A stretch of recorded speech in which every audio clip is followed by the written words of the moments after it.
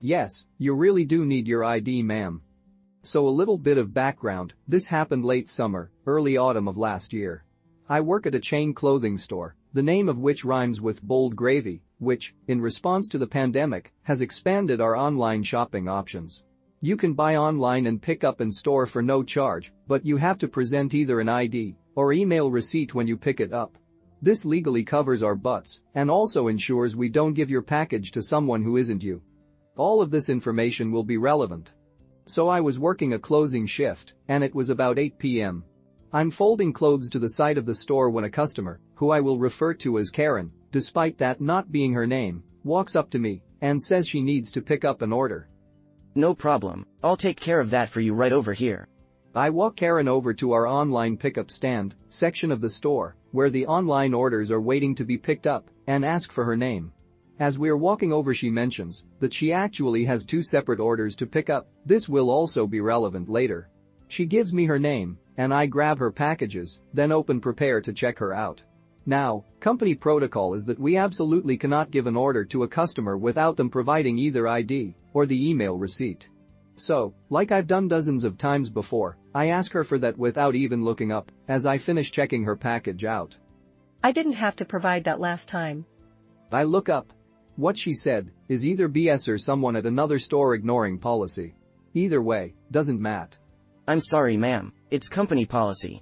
I left it in my car, and I don't want to walk all the way back out there. Ma'am, it's company policy. There's nothing I can do. This is the point at which Karen shows her true colors. She screams at me, and I quote, "Well then, you have shove it," and flips me off before stomping out like a 3-year-old. I just stood there for a moment in complete shock. The combination of the rate of escalation, the situation went from 0 to nuclear in about 15 seconds, and the sheer absurdity just absolutely stunned me. Fortunately, my mask hid my open jaw. About 30 seconds after Karen stormed out, another customer, who was an absolute delight, came up to me, and we shared a silent moment of WTF just happened. She needed to pick up an order as well, and unlike Karen, was perfectly happy to show ID. We had a nice exchange, and she went on her way. Now, my manager Andrea comes over, obviously not a real name. Andrea knows me, and knows I wouldn't F up on a galactic scale like Karen seemed to think. Anyway, after I finished with not a whole customer, Andrea came up to me and asked me what had happened with Karen. I explained, and right as I was finishing, Andrea gets a call on the store phone. Here's where the petty revenge comes in. It is, of course, Karen. Having not picked up her packages due to her temper tantrum, she now wants an employee to bring them out to her car. Standard stuff, we do this about half a dozen times a day. So I put on the reflective vest, grab her packages, and go out to her car. She rolls down her window and is obviously pissed that it's me delivering the packages. May I see your ID? I say through my most crap-eating grin. She huffs and puffs enough to blow down a house, but hands it over. I look at it, confirm it's her, and then hand it back. Then, on a whim, I say, "I'm sorry, I need to see it again." What? 2 packages. Sorry, it's company policy. Now, this is complete BS. I only needed to see it once. I just wanted to piss her off.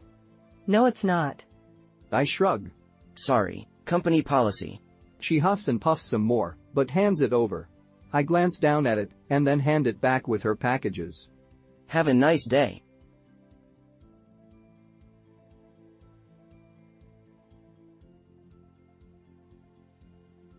Block my car in a handicapped spot. Now, you can't leave.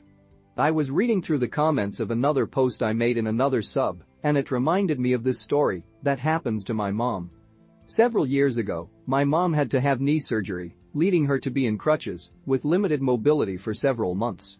She was granted an accessible parking permit.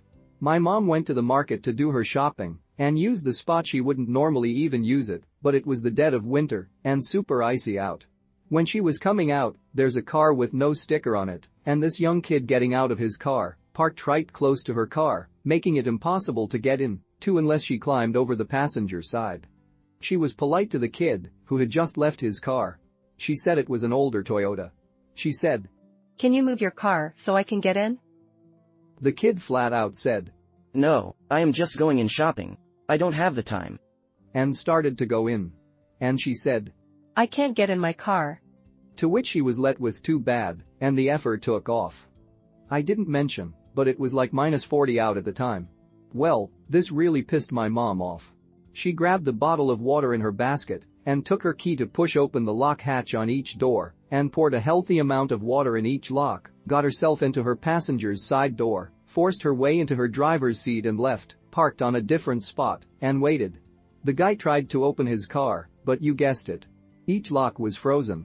She watched him struggle for 10 minutes and left with a smile on her face. My mom is kind of evil. Edit.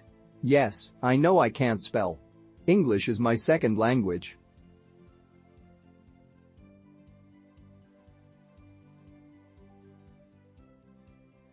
Overworked, so I handed in my notice to my actual boss.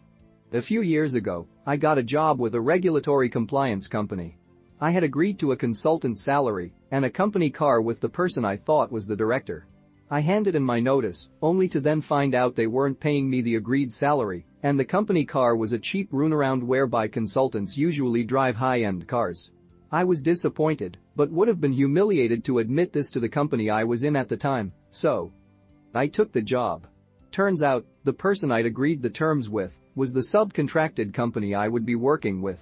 I worked directly with the subcontractor company while being paid via the other. For the next 4 months, I was worked harder than I have ever been in my whole life. On top of this, I was being paid terribly in comparison to a person in a similar position. Due to the subcontractor company not understanding what a health safety policy was, around 30 to 40 generic documents, I had to write an entire management system, literally what it sounds like, in a single weekend. I got around 3 hours sleep a night, but completed it by 7 p.m. on the following Monday. The company then complained that they should have had it at 4 p.m. when no deadline was given. I sustained damage to my right eye due to eye strain. In this time, that hasn't healed to this day. They then required me to do a professional qualification that usually takes 6 months in 1 month around my current workload, which they were upping in preparation for me becoming qualified. This was the final straw. I handed in my notice to the head company without any warning or discussion on the matter. I sent the subcontractor company a message stating that I'd handed in my notice with no further explanation. You can imagine the fallout. They were stuck handling several huge contracts by themselves overnight, with even more coming the following month. They had to pass on a lot of the contracts, and 6 months of work to set up an external employment scheme went down the drain. The director of the main company didn't really understand what was going on, but he let me complete my notice period doing filing, as I'd solved several long-standing issues, including getting rid of an outside consulting service that was costing them thousands annually. I got a job at 1.5 times my salary within a few weeks of quitting.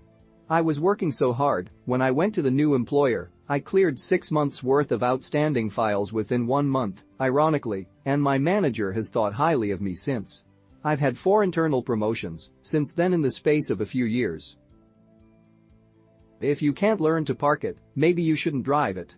Posted this on another subreddit, and they suggested I posted it here too.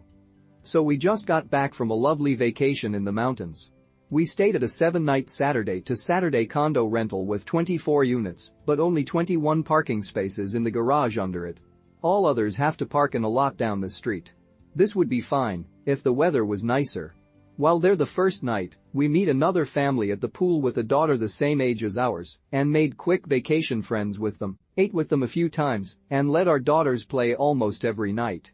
Someone else staying in the building is the too proud owner of a brand new GMC Yukon Denali XL, still with the drive-off tag, so you can guess where we are going. Day 2, we did our thing that night. We get back. 1 spot left, but no. Entitled Denali person is parked in 2 spots. Day 3, they are in a different spot, so we know they moved, but still 2 spots, so we left a truly nice note and then placed it with the 2 other notes under their windshield wiper, not sure how nice they were.